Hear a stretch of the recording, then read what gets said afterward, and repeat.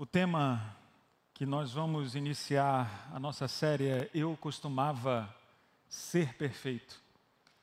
Esse tema é oriundo, o título dessa série e toda a série é oriunda de um dos livros de um dos grandes escritores da nossa igreja, chamado George Knight.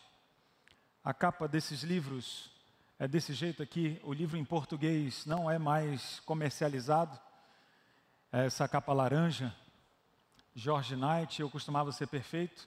E o inglês é esse I used to be, como é que é? I used to be perfect, eu acho que é isso daí. E esse livro, ele mudou e impactou a minha vida de uma maneira muito, mas muito forte. Porque por alguns longos anos eu tive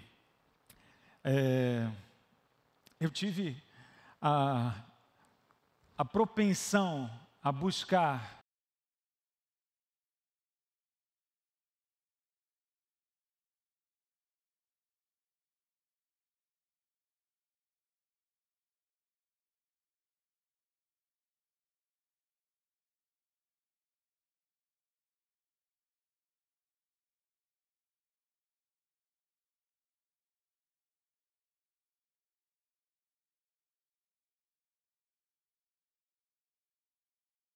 na nossa igreja, que tem mais material publicado, largamente conhecido da igreja, foi professor de muitos dos professores que hoje lecionam, é um homem ainda vivo, e ele tem o seu trabalho marcado pela honestidade intelectual, um homem sempre muito franco, e ele escreveu 3 grandes livros, dentre outros, mas 3 foram bem emblemáticos: A Busca da Identidade e História da Igreja, Eu Costumava Ser Perfeito, e também ele escreveu um que não foi traduzido para o português, chamado Lendo Ellen White.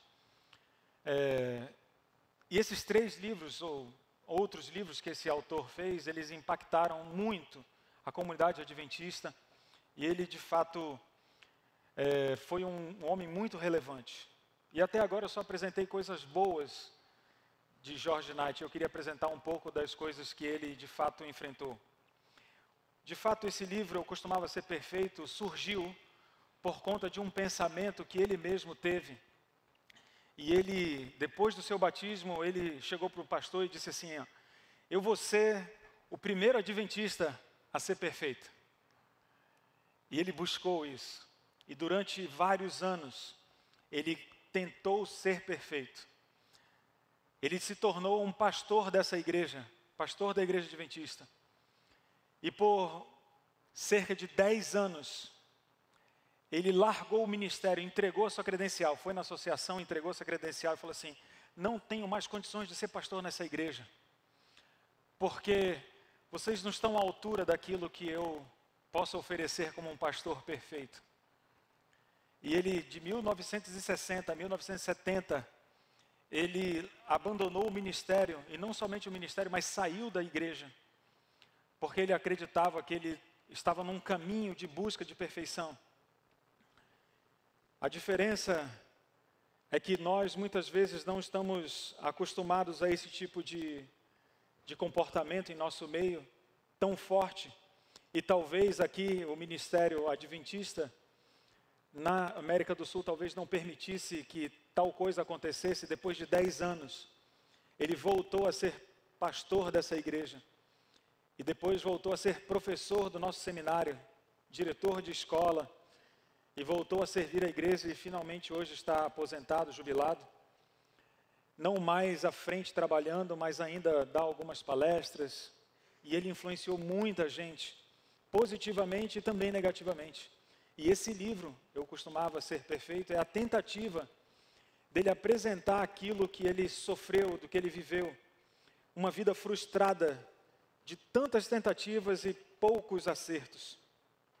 O problema do crente começa exatamente aqui. Um coração genuíno, aquele que busca de fato fazer a vontade de Deus, ele chega e fala assim: Senhor, como é que eu posso ser mais semelhante a Ti? Como é que eu posso de fato fazer a Tua vontade por completo?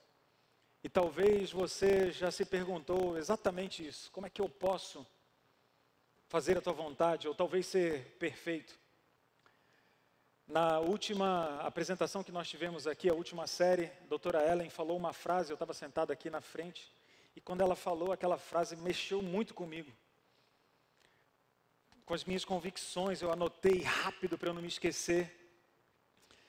E eu fiquei refletindo durante a semana toda, e aquilo que ela falou de fato é algo muito, mas muito impactante, extremamente importante para a nossa série, para que nós possamos de fato entender.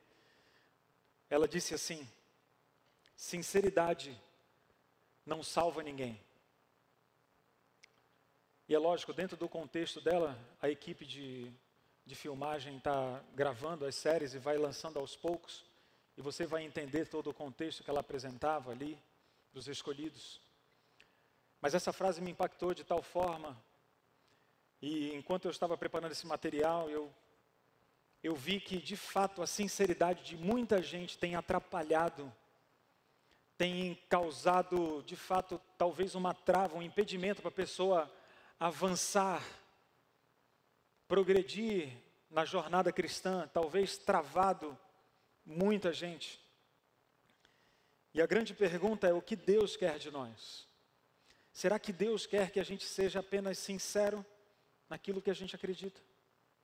Será que Deus quer que de fato nós só sejamos pessoas íntegras e é o suficiente?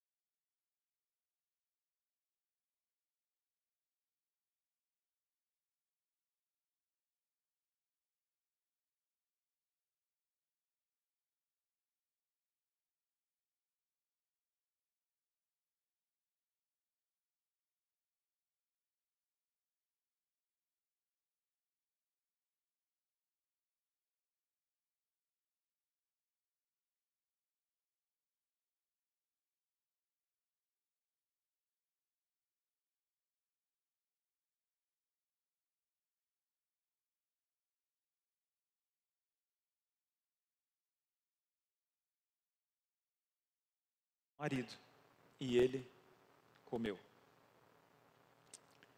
Eva pensou, Eva raciocinou, Eva tramou no seu coração, Eva observou, e então ela amou o pecado.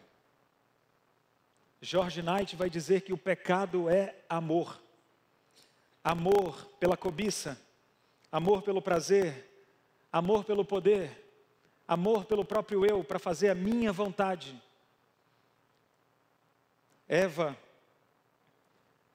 foi muito além disso, e ela tomou o fruto e comeu. E eu fico pensando, será que não foi por causa disso que Cristo disse, olha, se teu olho te faz pecar, arranca-o fora? Inclusive no Sermão do Monte, ele disse isso. Porque Cristo aqui, ele vai apresentar algo no Sermão do Monte como algo diferente daquilo que de fato nós estamos acostumados.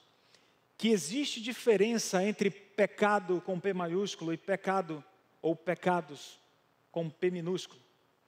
O próprio autor, ele vai trazer justamente essa ênfase. O pecado com P maiúsculo é de fato o próprio pecado. Aquilo que a gente já cantou no domingo passado, que não se explica, pecado se paga, simples assim. Os outros pecados são as ações por causa dessa natureza de pecado, que faz com que, inevitavelmente, uma pessoa que tem essa natureza, que tem essa condição, peque. E aqui nós temos um problema.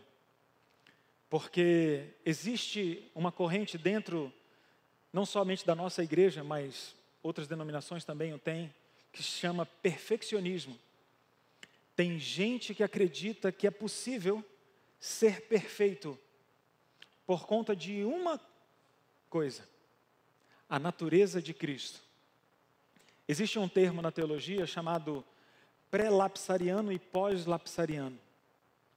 Lapso seria a queda, a própria queda. O pré-lapso significa antes da queda, pós-lapsariano, depois da queda.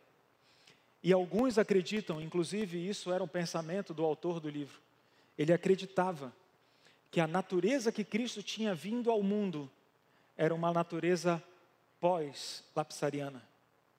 O que isso significa de fato? Significa que quando Cristo veio, Cristo tinha tendências ao pecado, semelhantes a que você e eu temos. Sabe quando você olha para um homem, você mulher, olha para um homem, e ele lisonjeia você, e você, sabe, tem o desejo, você é casada, mas é um outro homem. Sabe quando uma mulher chama a sua atenção, e você tem o desejo, porque chama a sua atenção? Homem. A maioria das pessoas que são perfeccionistas entendem a natureza de Cristo como uma natureza que veio pós-pecado. E se Cristo venceu esse pecado, tendo uma natureza desse tipo, então nós também podemos vencer. Esse é o pensamento dessa corrente perfeccionista que muitas vezes existe. Sabe, uma doutrina inadequada sobre o pecado consequentemente vai levar a gente a uma doutrina inadequada de salvação. Se você não entende como é que funciona o pecado, você dificilmente vai entender como é que funciona a salvação e a graça. Por isso, eu queria mostrar uma charge que é apresentada no livro. Aqui o autor mostra de uma maneira ilustrada como que seria, ou como que muitas vezes é visto o sistema de pecado, ou o sistema de redenção, né? Ou de perdição, muitas vezes é visto. Esse geralmente é o quadro muito bonito que é pintado para a grande maioria de crentes. Uma vez que eu vou galgando boas obras, eu chego num outro passo de boas obras e eu vou chegando até a perfeição e ser justo e estar sendo santificado, digamos assim. E alguns pensam que o contrário disso é exatamente eu estar indo para a ruína, para a perdição. Uma vez que eu não faço boas obras, uma vez que eu não consigo fazer boas obras, inevitavelmente eu estou caminhando para a perdição. E esse quadro parece até bonito, só que ele não é bíblico. Porque o quadro bíblico, ele não imputa em nada as nossas boas obras para a nossa salvação. Pelo contrário, a palavra de Deus vai apresentar em Romanos capítulo 12, o verso 2, de que nós devemos experimentar a boa, perfeita, agradável vontade de Deus. Aquilo que é bom, que é perfeito, é uma transformação na mente. De outra forma, você não vai ter, isso não vai ser agradável para você. De outra forma, isso não vai ser bom para você. Paulo continua dizendo em Efésios capítulo 2, o verso 8 e 9, ele diz assim, olha, pela graça sois salvos, isso não provém de vós, para que ninguém o quê? Se glorie. Não vem de vós, vem de Deus. Não são as nossas atitudes que vão nos salvar, que vão nos redimir.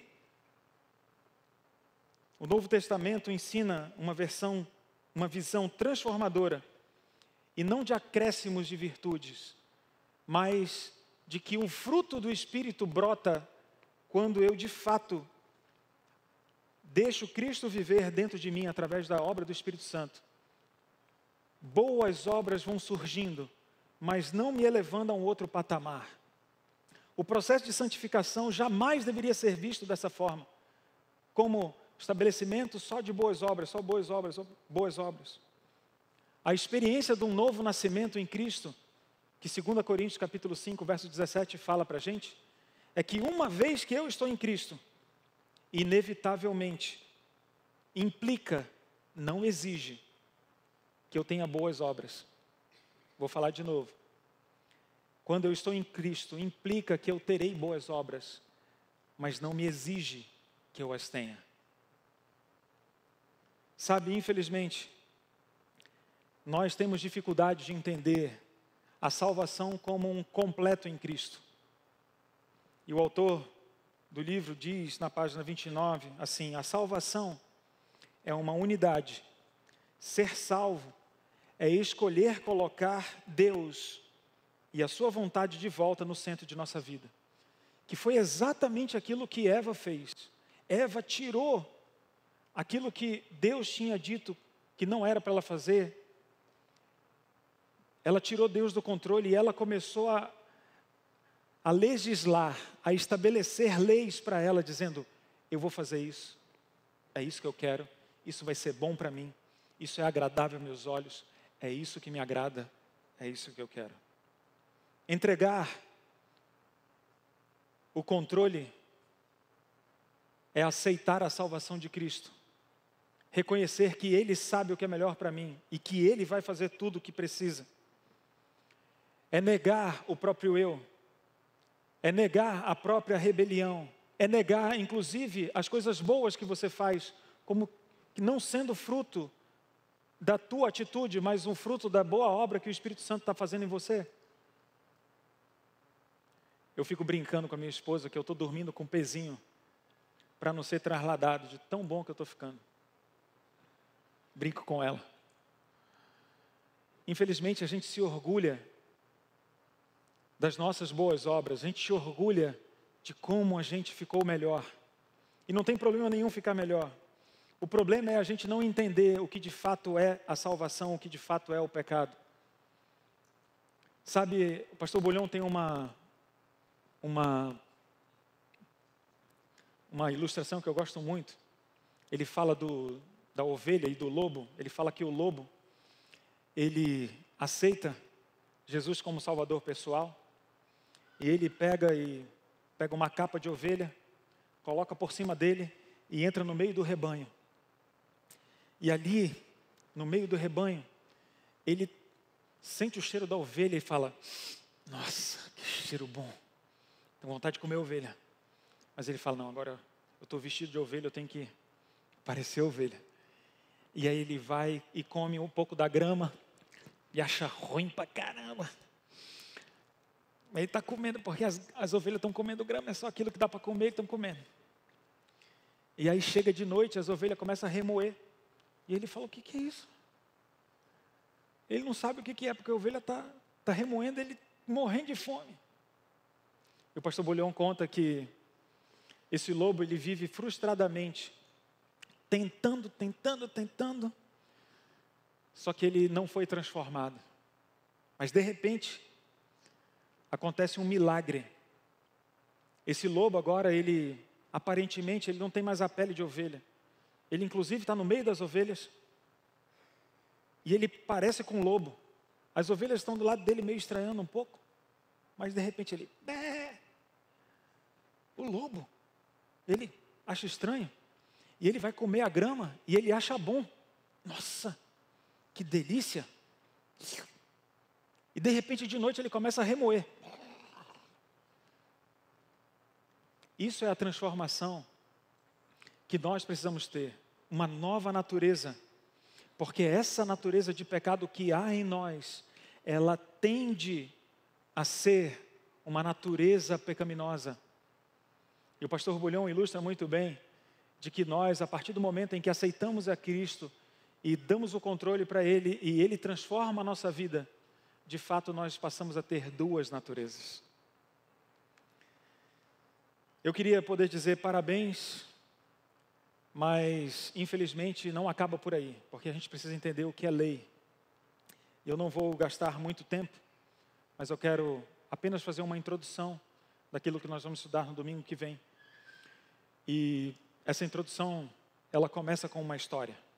Para que a gente possa entender de fato o que é lei, eu queria ilustrar com algo que aconteceu comigo em 1997. Eu estava no ensino médio, fazendo a última prova do período ali. Eu não lembro se era do primeiro semestre, do segundo semestre, mas eu lembro muito bem que eu precisava de pouquíssima nota. Precisava tipo de 4 pontos, alguma coisa assim, para passar de ano. E eu sempre fui um aluno no limite, sabe? Eu gostava de viver, era isso que eu preciso, era só isso que eu queria. Eu sempre fui acostumado a lidar muito bem com a regra, com a lei. Quanto que precisa? É isso? É isso. E eu cheguei para fazer essa prova, era uma prova de geografia.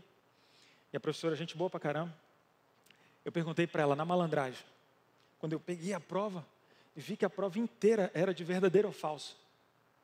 Eu falei, me dei bem pra caramba. Professora, tem mais verdadeiro ou mais falso? E ela falou, mais verdadeiro. E eu marquei V, do início ao fim da prova. Precisando de 4 pontos, entreguei a prova. Infelizmente, nós temos uma compreensão má, ou muito ruim da lei. A gente é malandro. Nós não compreendemos também da mesma forma o que é a lei de Deus. E a gente confunde com as leis. A gente dificilmente entende ou compreende completamente o que é a lei de Deus. A gente não tem noção plena, a gente dificilmente concorda com algumas coisas. Inclusive, isso foi um problema da nossa igreja. A igreja adventista, em 1888, em Minneapolis, numa conferência geral, os líderes da igreja, eles apresentaram algo tão ofensivo diante do que era a lei de Deus, que Ellen White disse que ela apresentou isso em texto. Ela ficou tão triste, tão chateada, que ela falou assim, olha, não diga que eu coparticipo com esse tipo de teologia. Isso daí para mim está completamente fora daquilo que eu acredito.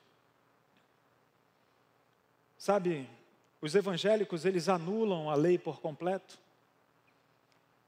Alguns católicos não obedecem nem Maria, porque Maria disse, em João capítulo 2, verso 5, naquele contexto de fazer o vinho, ela disse, fazei tudo o que ele vos disser. E nós, como adventistas, também, da mesma forma, nós dizemos que guardamos a lei, mas a gente não compreende e não guarda completamente a lei. Sabe, Ellen White apresenta um texto que para mim é fundamental, e eu quero encerrar com essa reflexão. Ela diz assim, os princípios dos 10 mandamentos existem antes da queda e eram de caráter apropriado à condição de uma santa ordem dos seres. E ela continua dizendo, na história da redenção, nessa mesma página, ela diz assim: depois da queda, os princípios desses preceitos não foram mudados. Vou ler de novo. Depois da queda, os princípios desses preceitos não foram mudados, mas foram dados preceitos adicionais que viessem ao encontro do homem em seu estado decaído. Em outras palavras, meu querido, o que nós temos de lei de Deus foi dado posterior para explicar a condição que o homem tinha, para que nós pudéssemos entender de uma forma melhor. Isso aqui não sou eu que estou dizendo, isso aqui é a própria irmã White falando. Livro História da Redenção 145. Ela continua dizendo outras coisas, mas eu queria aproveitar aqui para fazer uma reflexão. Será que Cristo não apresenta essa mesma ideia quando ele diz, lá em Marcos capítulo 2, o verso 27 e 28, que ele diz assim: o sábado foi estabelecido por causa de quem? Em outras palavras, não existia o sábado antes do homem. O princípio do sábado existia, mas o sábado não. O sábado foi dado por causa de quem? Por causa do homem. Por causa do homem foi dado o sábado. E lá em Gênesis capítulo 2, você lê facilmente isso. E tendo Deus acabado de fazer tudo, toda a sua criação, tudo aquilo que fizera, abençoou e santificou o sábado. Deus estabelece agora um memorial dele, para que ele possa ser reconhecido ali, para que os homens possam olhar para aquela situação. Eu não sei, mas eu acredito piamente, isso é um pensamento meu, eu acredito que Deus fez isso na hipótese do homem cometer o pecado. Na possibilidade de um homem pecar, ele institui o sábado naquela ocasião. Como assim, pastor? Não estou entendendo. O sábado não é eterno? É eterno. E nós vamos adorar de sábado a outro sábado, está na Bíblia. Só que passou a ser assim por causa do homem. Não era assim para sempre. Existia um princípio que mostrava que Deus era o Criador, que Deus era todo-poderoso, que havia descanso, que o princípio não mudou. Agora, o preceito foi acrescentado por causa do homem. Por isso, o que de fato é a lei de Deus? O que é a lei? Sabe, nós precisamos entender que a lei de Deus é o amor. O evangelho eterno é o amor de Deus. O princípio da lei, a própria lei, é o amor de Deus. Ele é a lei, porque Deus é amor. João vai dizer exatamente isso. Ellen White acrescenta numa carta para a associação, ela diz assim: o amor é o grande princípio que atua nos seres não caídos. Os anjos de Deus, eles não têm porquê ficar pensando, não adulterarás. Esse mandamento, esse preceito não combina com eles. Nem há esse tipo de situação. Não furtarás, eles nem, como é que não faz sentido na cabeça deles? Só depois de ter pecado do homem faz sentido. Mas o princípio aqui é o amor. Jesus, ele acrescenta de forma muito clara o princípio da lei, quando ele apresenta ali no Sermão do Monte, que a lei, ela vai muito antes. O pecado, ele começa numa natureza pecaminosa. E por isso ele vai acrescentar algo extremamente importante. Quando Jesus, de fato, recebe ali um homem, e esse homem, ele está interessado em saber o que ele pode fazer. Ele diz: Senhor, o que eu posso fazer para dar a vida eterna? E aí Jesus diz: olha, você pode fazer isso, aquilo, você pode cumprir todos esses mandamentos. E aí ele diz assim: olha, Senhor, eu não deixei de fazer nada disso. Eu fiz tudo, exatamente tudo o que precisava fazer. E aí, Jesus diz, olha, então, se você quer ser de fato perfeito, então você vai e vende tudo que tem, dá aos pobres, e então você me segue. Cristo vai abrir aqui algo que é muito superior àquilo que muitas vezes nós estamos acostumados a fazer, que é seguir um princípio ou um mandamento, ou seguir uma ordenança. Um grande teólogo chamado William Barclay, ele diz que uma religião que consiste em coisas que não devem ser feitas, está destinada ao fracasso. E é por isso que Jesus disse, se quiseres ser perfeito, vende tudo que tem, então me segue. Sabe, eu e você, nós podemos imaginar muitas coisas, pensar qualquer coisa daquilo que a gente precisa fazer para ser salvo. Mas nesse livro, o autor aponta de que Jesus, nessa história, ele apontou para uma zona de desconforto na qual a santidade e a justiça não têm limites. Nem há limitações para amar e para fazer o bem a outras pessoas. Ele ampliou o mandamento da lei, que é o amor. E eu posso dizer para você que eu sou um fariseu diante disso, porque é muito difícil amar o próximo. É muito mais fácil amar a mim mesmo.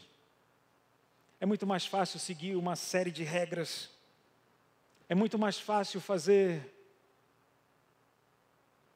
aquilo que, não isso, não aquilo. É muito mais simples. Por isso eu queria desafiar você a fazer algo completamente diferente.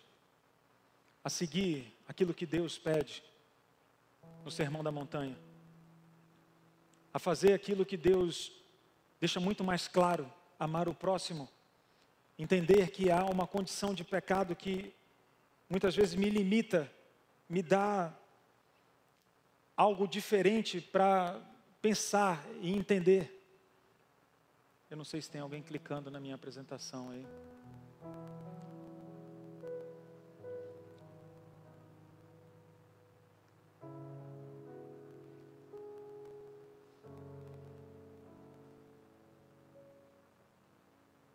Alguma coisa está acontecendo. Pode fechar, não tem problema. Mas eu queria dizer para você que apesar de quem nós somos, Deus é capaz de fazer aquilo que nós não somos capazes, que é transformar o nosso coração. O que mais nós precisamos é a transformação desse coração ruim, que tende a fazer coisas que são boas apenas para nós. Por isso eu queria desafiar você. Leia Mateus capítulo 5. Entenda que o que é pecado é muito mais amplo do que aquilo que a gente acha que pode ou não pode fazer. E que a lei de Deus é muito mais ampla, do que aquilo que eu sou capaz de fazer. E nós precisamos de uma ajuda do alto. Nós precisamos do Espírito Santo. Eu queria orar por você. Nós vamos ter uma música especial agora. Enquanto você ouve essa música, eu queria que você fizesse um concerto com Deus. Que você colocasse aquilo que precisa ser modificado. Eu não sei o que é. Eu sei as coisas que precisam ser modificadas em mim. Mas se tem algo que precisa ser modificado, coloque, apresente para Deus. Porque Ele de fato vai fazer a verdadeira mudança. Enquanto você ouve essa música, faça o seu plano. Faça o seu combinado com o Senhor.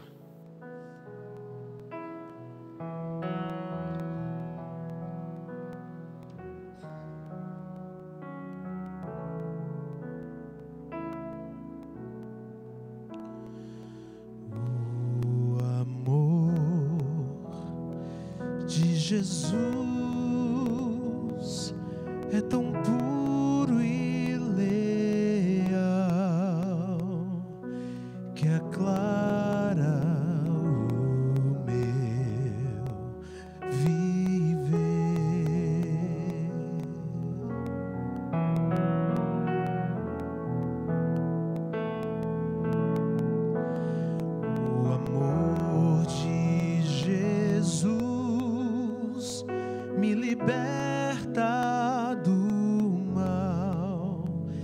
e envolve meu pobre ser. Tão meigo e tão bom é Jesus. Ele guia-me com sua mão.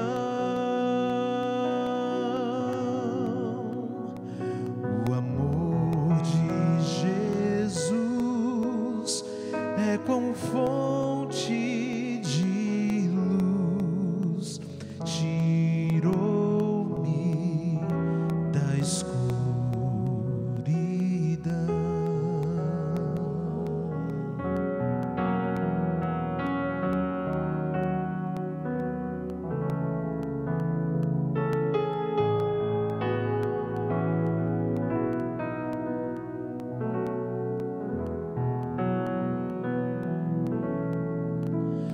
O amor de Jesus minha vida refez e deu-me de novo a paz.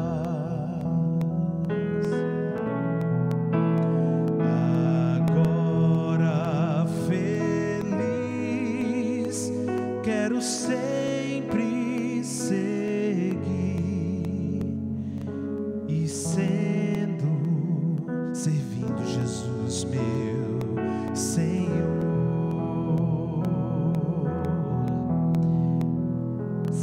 seguindo Jesus meu Senhor,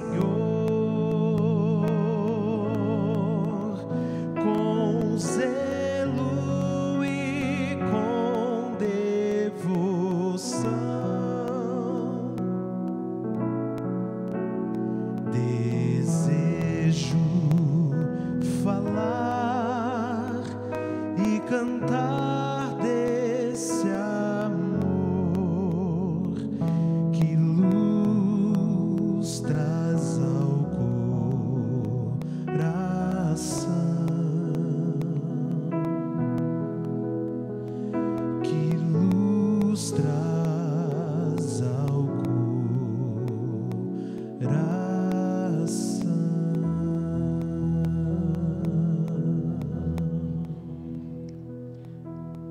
Eu não sei você, mas eu passei por 13 anos na minha vida também buscando ser perfeito. 13 anos. E ao longo desses dias eu vou contar um pouco da experiência, mas frustradamente eu tentei ser perfeito e quando eu li esse livro foi uma libertação para mim.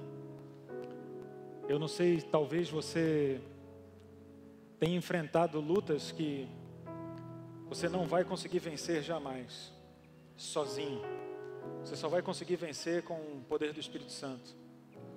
E eu queria convidar você a tomar posse desse poder, tomar posse dessa bênção que é ter Jesus no coração, sendo livre nele, tendo a vida transformada por ele.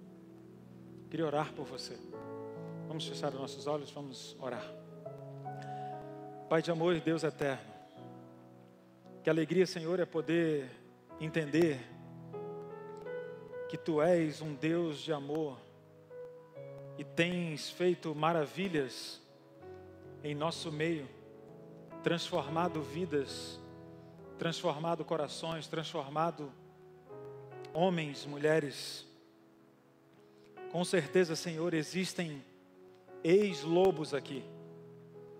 Existem pessoas que foram transformadas por Teu amor. Mas talvez, Senhor, existam pessoas aqui que ainda têm uma natureza pecaminosa, lutando contra a Tua vontade.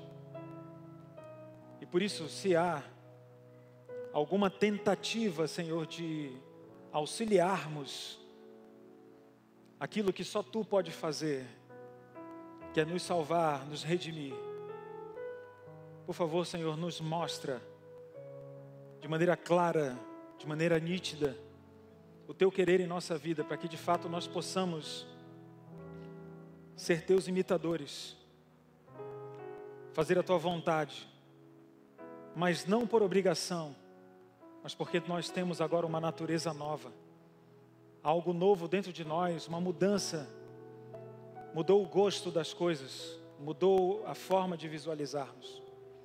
Transforma. Esse é o maior milagre que pode acontecer, Senhor, a transformação de uma vida. Se há alguém aqui que precisa disso, transforma esse coração, dê a ele ou a ela uma vida nova. Senhor, se nós temos compreendido mal a lei, se estamos interpretando